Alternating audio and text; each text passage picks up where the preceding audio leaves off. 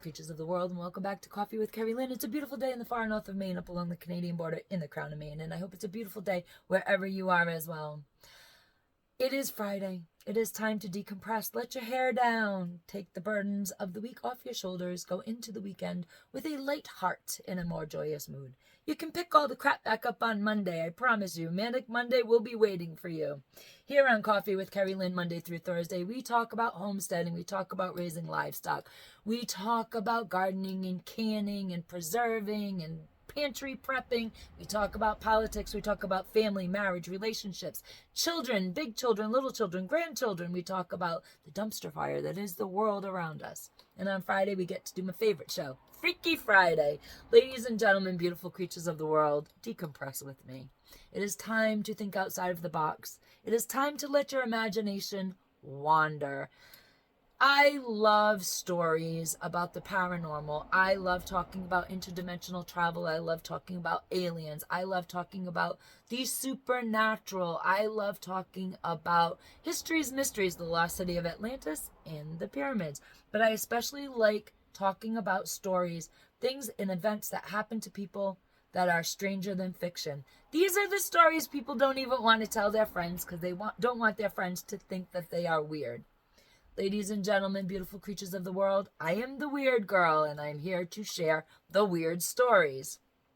If you have a story that you think is stranger than fiction and you want to share it, please feel free to put it in the comments below. We'd love to hear your experience.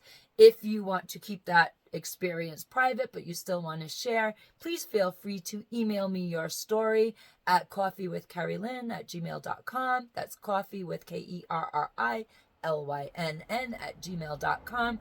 I will link my email address. My beautiful creatures of the world, today I want to tell you a love story. Unfortunately, it's not a fairy tale love story. It is another tale as old as time. It is a love story that ends in absolute tragedy. It is the story of good love that goes horribly bad. Ladies and gentlemen, beautiful creatures of the world, in 2001, there was a terrible crime committed on Swans Island in Maine. My sources are the Bangor Daily News archives, the Boston Globe archives, and my experiences on Swans Island in 2017, 16 years after this crime takes place. Ladies and gentlemen, beautiful creatures of the world, the Bangor Daily News and the Boston Globe did extensive coverage on this crime. They interviewed friends and family from the island, off of the island, people that were very close to this couple, that knew this couple very well. Islanders have said that this is more of a Romeo and Juliet type of a situation. Other people said it was just a senseless crime of passion, and yet other people have alluded to the fact that there was a more sinister undertone to this relationship that they couldn't quite put their finger on. Might have been there, might not have been there, until the tragedy struck. Ladies and gentlemen, beautiful creatures of the world, I want to take you back to the year 1997, when a 14-year-old Stacy Carr goes to the Blue Hill Fair and meets the love of her life, Jamie Wheaton. Jamie is an islander. He is from Swans Island. He is about 5 years older than Stacy. A romance begins, it blossoms, and it flourishes over the next 2 years. In 1999, Stacy Carr petitions the court to emancipate her from her family so that she can leave the mainland and go live on Swans Island to be closer to the love of her life, Jamie Wheaton. For one reason or another, the court actually grants the emancipation. And Stacy goes and rents a room on Swans Island. Stacy does not leave mainland life behind. She goes back and forth from the island to school every day. She has a job. She takes the ferry back and forth and gets to spend now all her extra time with her favorite lobsterman, the love of her life, her boyfriend, Jamie Wheaton. They begin building a life on the island together. Now we are going to fast forward to 2001, the year Stacy graduates. Stacy and Jamie attend Stacy's senior prom. She purchased a beautiful red gown for the prom. They go to prom. They have a beautiful night. They come back. A few days later, on June 22nd, 2001, Stacy turns 18 years old. 5 days after that, Stacy marries Jamie Wheaton and becomes Stacy Carr Wheaton.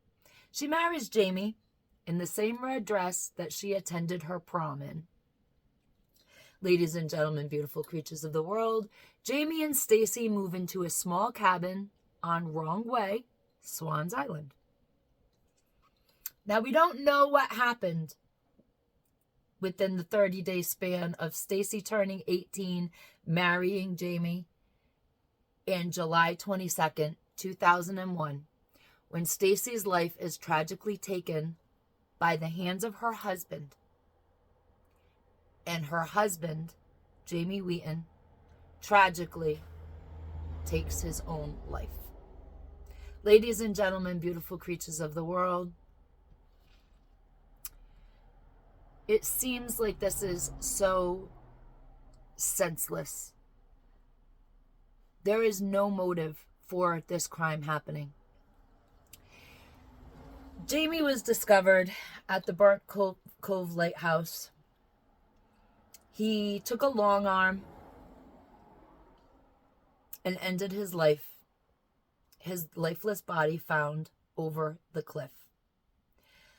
A local person was taking their morning constitutional up to the lighthouse, as they do all the time, and they saw Jamie's truck parked at the lighthouse. They called out for Jamie. No answer. They looked for Jamie. Couldn't find him. So they went to the pickup truck, and on the front seat of the pickup truck, they found a note. That note begged for forgiveness and alluded that it was Stacy's fault this happened. Immediately, they called the police. This is when the police go to their cabin on Wrong Way and find Stacy stabbed. She did not struggle. They find a 6-inch hunting knife. They also find a note tucked in Stacy's diary to Jamie, telling him he should sleep separately from her. They also find a note from Jamie telling Stacy how much he loves her. We don't know what's in Stacy's diary. The diary became part of the case. It became in possession of law enforcement, and the contents of the diary were never disclosed. Now, apparently, when Jamie was found, he used a long arm, and the rifle, the gun, was never found. Jamie was found at the bottom of a 50-foot cliff drop. There were no fragments of the gun found. They searched the water. There was nothing in the water. They could not find the gun. Ladies and gentlemen, beautiful creatures of the world, this is a terrible, senseless act of murder that happened. Following the murder, the state closed the case as a domestic violence case. Stacy and Jamie had a double funeral. Stacy was placed in her red prom/wedding gown, and they were buried together. Because as Islanders say, they view this tragedy in a Romeo and Juliet light. Quote, they're married. They've been together so long. No matter what, they loved each other. While we will never know why Jamie did this, why he blamed Stacy, and the cause behind it, we will never know why Stacy really wanted the emancipation from her parents. We will never know the thoughts behind the emancipation being granted. This will forever be a tragedy. This will forever be a case with an unknown, unsolved motive. Now, we're going to fast forward to 2017, when I take a trip to Swans Island without any knowledge of this case happening.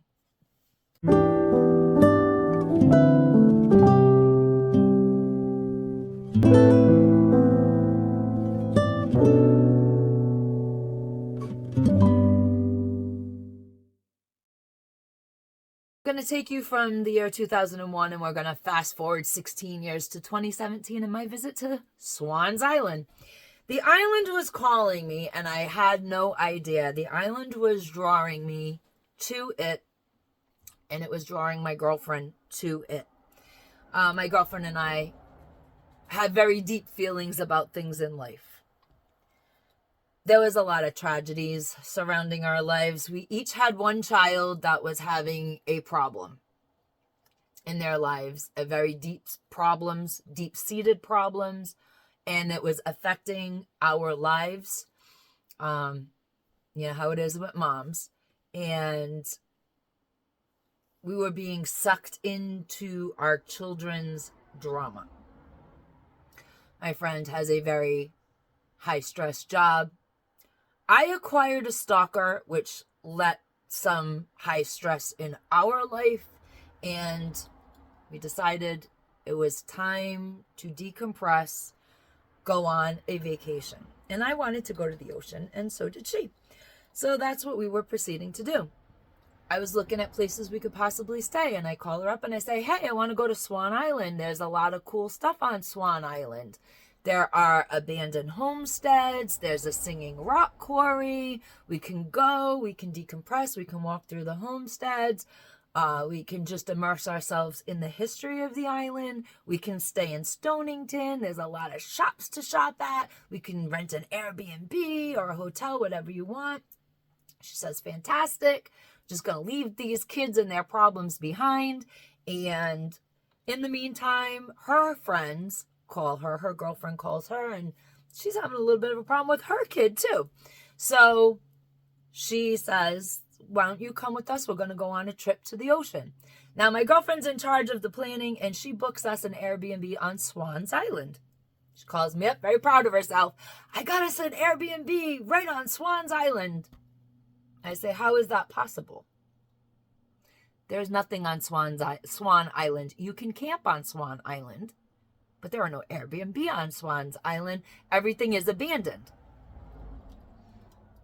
I was talking about Swan Island, no S. She booked us in an Airbnb on Swans Island with an S. What are you going to do? It's already booked. We are going to leave on Labor Day weekend. And we're going to have the long weekend, and we're just going to decompress. So Labor Day weekend rolls around. In between, all our kids, for those 3 women, all our kids are just driving us absolutely bonkers with the nonsense going on in their lives. I got the stalker situation happening. I'm leaving Aroostook County, and I'm going to have a great time. The 3 women decided that we were just going to leave everything, all our problems, on the mainland.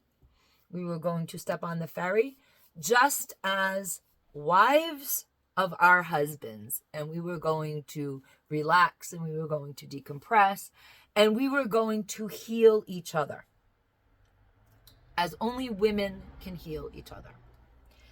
We step onto the ferry, we go over to the island, we get off on Swans Island. The energy is great. We met a lot of locals on the ferry. We're just a group of people that everybody loves talking to. We have friendly faces, I guess. And go to the island. We go to the Airbnb. And let me tell you, it was quite the interesting, eclectic place. It was the place for us. It was a lovely cottage. It overlooked the water. It had its quirks, ladies and gentlemen, beautiful creatures of the world. The house spoke to us many, many times while we were there. Our first night there, we're having dinner. Now we're getting to know this other couple that was brought on the trip with us. Everybody's getting to know each other. Gorgeous dinner, have a couple glasses of wine, and during dinner, a cup in the cupboard starts swinging back and forth. And we're all looking at it. And my girlfriend and I are smiling at each other because we're people of feelings. This other couple that was with us is a very religious couple, so we're not alluding to anything, but they're watching this cup go back and forth. Our husbands are rolling their eyes because this is just their life since they met us. And then the debunking begins. Was it a mouse? Everybody's in the cupboard. They're looking for mouse droppings. They're looking for any signs of what could have done that. We had 240-pound men jumping up and down in front of the cupboard to see if anything would shake, rattle, or roll. And it did not. That was the beginning. That was the welcome. Welcome to the home. Things just got weirder from there. A little while after dinner, the couple that was with us, their sister-in-law called. She was having a moment of her own. Could she come to their house in Aroostook County and spend the weekend? And they're like, well, we're on Swans Island. We're with other people. Let us ask. My girlfriend and I said, of course. We don't know this person, but of course they can come. Because it is another woman that is in need of healing.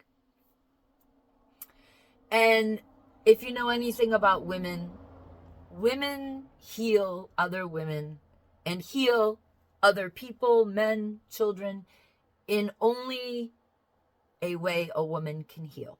And we knew that by the time the four of us left the island, there would be a healing that was done. It's just the way women are when you get a group of women together. So we're anticipating this fourth woman's arrival in the morning. We're all getting ready for bed. A few more wild instances had happened. Doors creaking. Sounded like footsteps upstairs. This was a 3-bedroom place. A bedroom downstairs, 2 bedrooms upstairs. And my girlfriend gets a text from her child and says, you got to get off the island because there's a man at the house and he means you harm. And we're kind of, she shows me the text, we're looking at each other and we're like, oh my gosh, because things are happening. And now her child is saying, you got to come home. You got to get off this island. You got to get out of this house. And her child started to describe the house to us. Never been there. Her child was back with my child in Aroostook County. So there's no way that this person had been able to see what the interior of this house looked like. Yet this person started to describe the interior of the house. A little while later, another text comes in. There is a room made of glass and a woman is dying in the bedroom. Her child could see an event. Now, in this house, there was a room with a wall made of glass doors, a bedroom. And we're starting to get a little frightened here. Her and I were just kind of looking back and forth at each other. Oh my God, what's going on? It was a rough night, needless to say. In the morning, we wake up. The fourth woman shows up at the house. She loves the house. It's an eclectic house. It's an interesting house. She has feelings. She's a very spiritual woman, yet she does respect her brother and sister-in-law's religious beliefs. And things start happening. And she's noticing that things in the house are happening.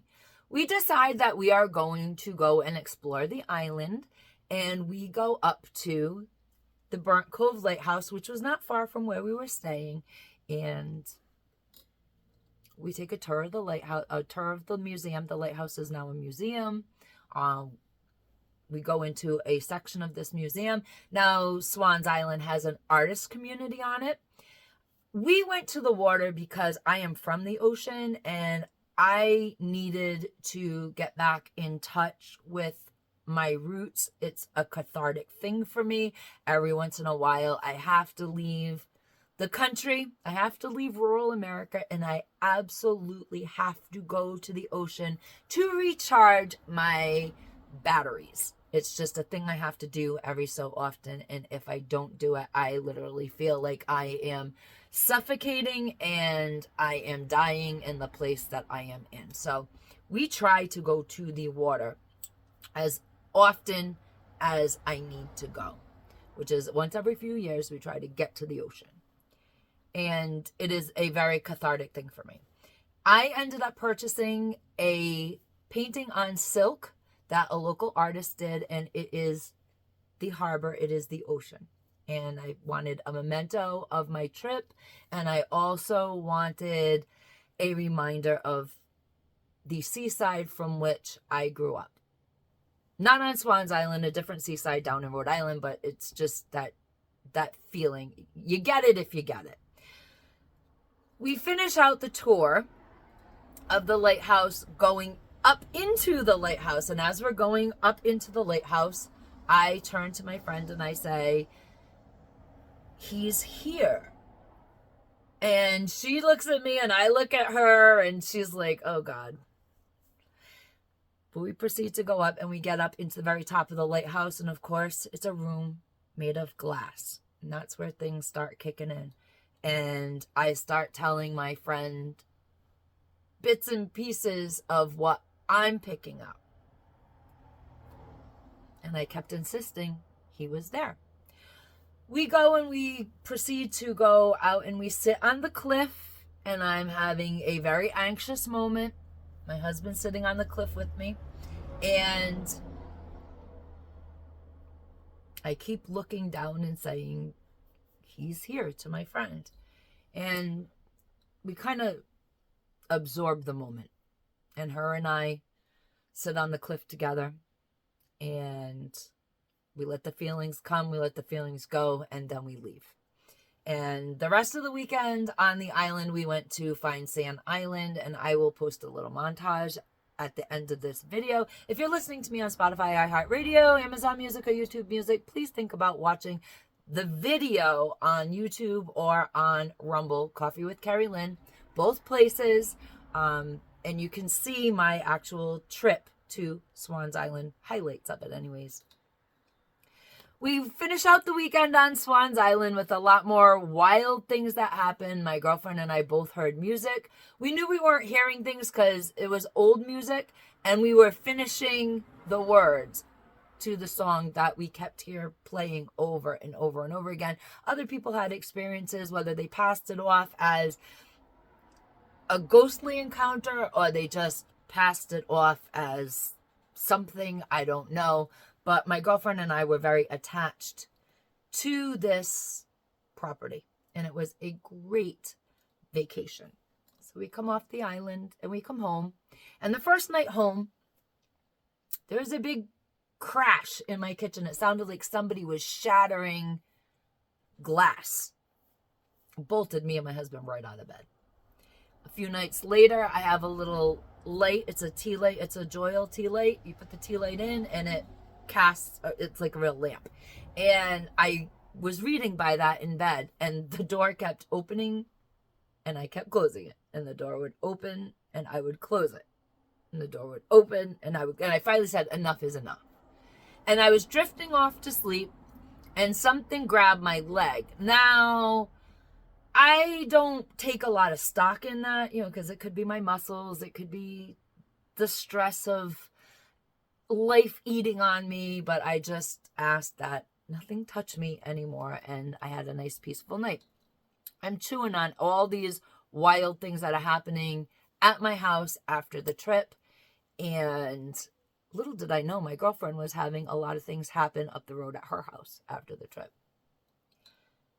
So I decide to give her a call, find out how she's doing. She says, "What's going on at your house? Anything happening?" And I say, "Yeah, this is happening." And she says, "Well, this is happening at my house." And I said, "I'm not sure what happened. Maybe we took something from that house and brought it with home with us. These things happen. I kept getting the word murder over and over and over since I had left the island and came home. So I was sitting out. It was a beautiful, beautiful day in September.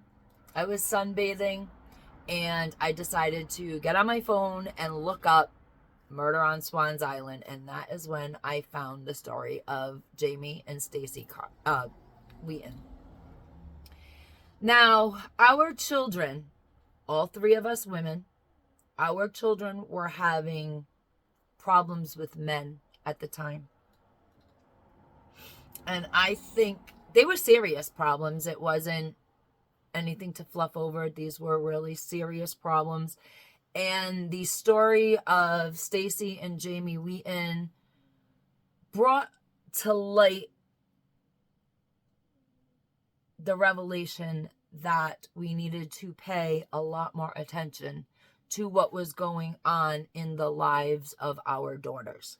And that is exactly what happened. Now, we'll never really know the motive for the Jamie and Stacy Wheaton tragedy. But it, like I said, the state classified it as domestic violence.